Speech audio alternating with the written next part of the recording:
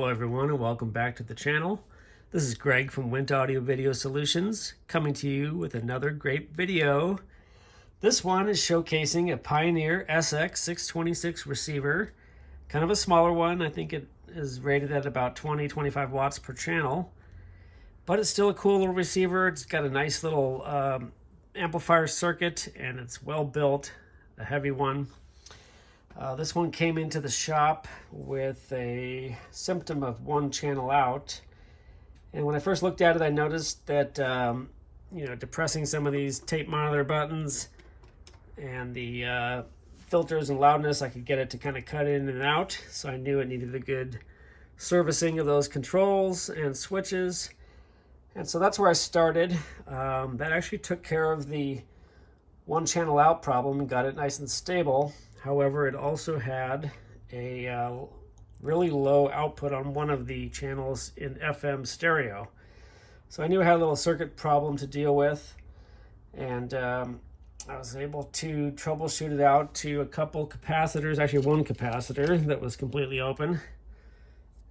It's a I think 4.7 microfarad capacitor in the stereo decoder circuit coming off the outputs of the stereo decoder IC. And I changed them both. Also cleaned and aligned the tuner at that point. Got it peaked out and replaced some of the front lamps and gave it a good interior and exterior cleaning. So let's check it out and see what it sounds like. So you got your speaker selector and power switch all in one. You can go from power off to speakers A, to speakers off, to speakers B, speakers C, speakers A plus B, or speakers A plus C. Then we've got bass and treble. We've got some low and high filters, FM muting, balance control, volume control, loudness, tape 1, tape 2. We've got a mono and stereo button. Then we've got our input going from AM to FM mono to FM stereo, phono 1, phono 2, microphone and auxiliary. And then this is our tuning. Let's fire it up. Comes on. There's no relay on this one. It's capacitor coupled, I believe.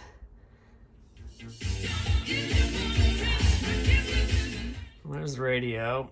I don't want to play that too long. We'll get in trouble, but let's detune. We'll get a great reception in here, but the local station comes in real nice. Got stereo light coming on, as you see. We also have something hooked up to auxiliary. This is where we can really crank it up.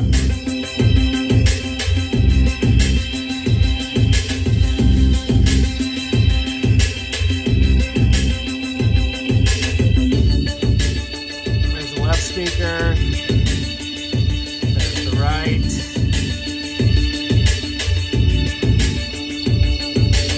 and then I do have something going into phono 1 through my inverse RIAA filter.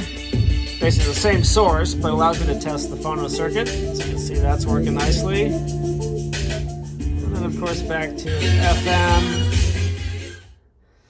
There it is. It sounds great, looks great, it's working great.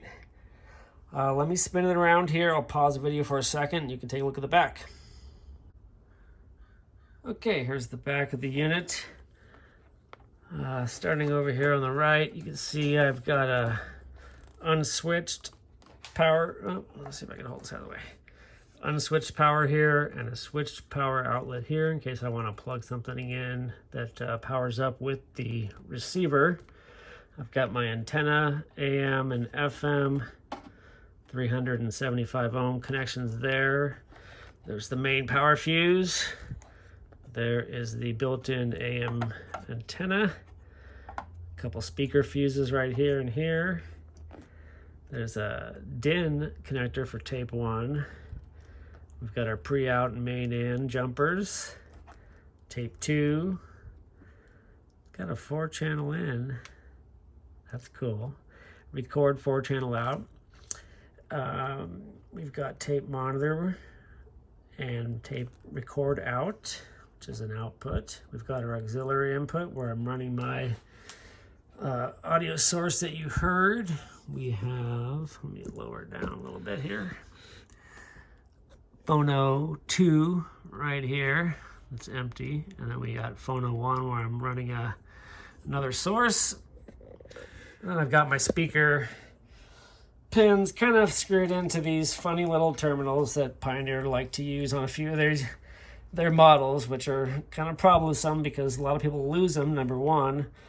And number two, they're just kind of a funky little connection here. So as you see, they just kind of unplug, and you've got this little spade terminal, one vertical, one horizontal. The negative's on the bottom, positive's on the top. So we got speakers A, B, and C here. You could run any two pairs at once, like these two or these two, but not all three. Anyways, these plug in. You can find replicas of these. I think these are my original Pioneers that I still have for test purposes, but they do plug in, they do work. There's probably other alternatives to adapt some little spade connectors to your wires and just kind of plug them straight in. So there it is, the back of the Pioneer SX-626. Thanks again for joining us. Let me turn this around because we want to end the video with the front of it, of course. So hold on a second.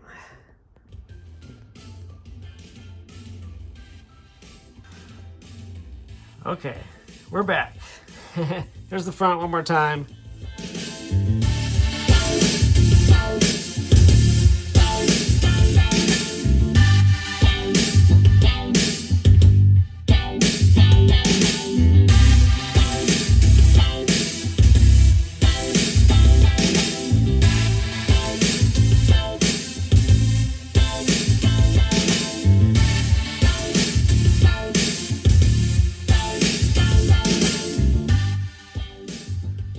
There you have it. You know, I measured the output of this thing at about 28, 29 watts per channel with very low distortion. So once again, they were underrated in the manual, but great sounding piece of equipment, looks great.